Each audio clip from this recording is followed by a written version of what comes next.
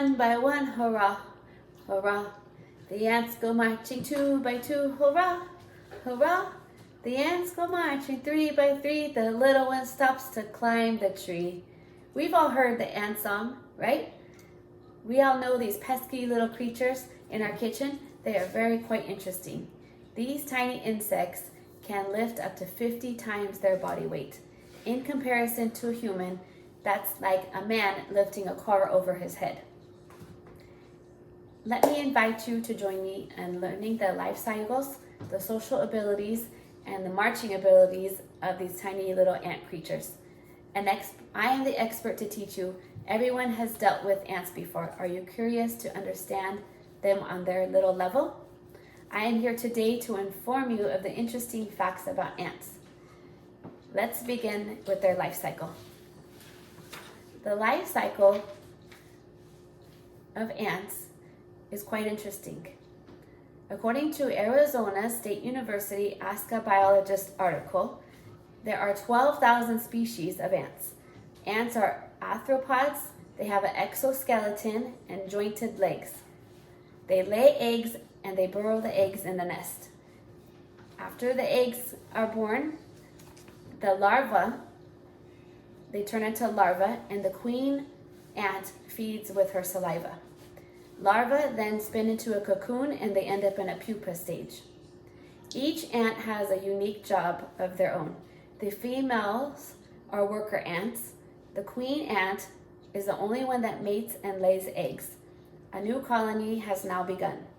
Ants have 6 legs, a head, a thorax, and an abdomen. They have oversized eyes and that can only see lights and shadows. They have 2 large antennas. They have maxillary palps, which help them to detect food. They have a heart, a nervous system, and they also uniquely emit pheromones. They can, like I said earlier, they can also lift 50 times their own body weight. Ants feed off of honey, seeds, plants, decaying animals, and termites, and decaying plants.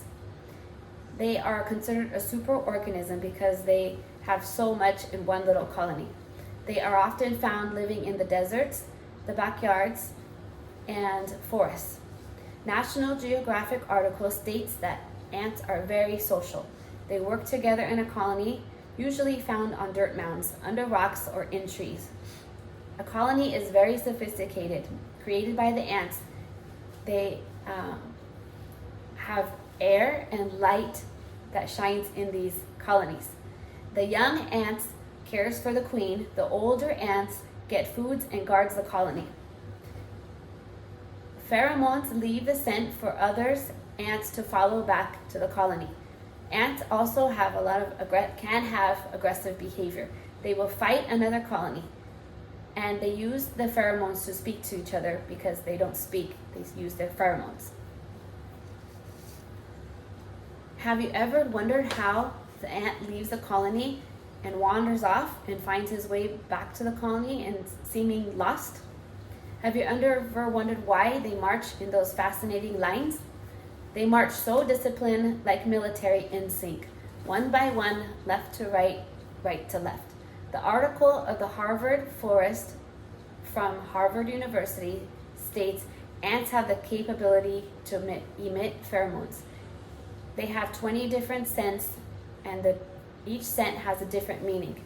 The outsider ant, if there's an outsider ant, they will know that ant is an outsider by their pheromones. They use their antenna to feel out signs of other colonies. If they know it's an ant from another colony, they will fight to the death. They use their antennas to feel out signs from the other colonies. If they lose their way, they follow the scent of the pheromones. Sometimes they bump into each other to make contact on purpose to see who they live in the colony with. If it's not somebody, they will fight to the death. In conclusion, we've learned so much about ants today. We've learned about their social habits. We've learned about their lifestyles, and we learned about their marching abilities. If you ever see an ant at any point, make sure to leave him be. He's in his natural environment, and there's many of them to follow. Done.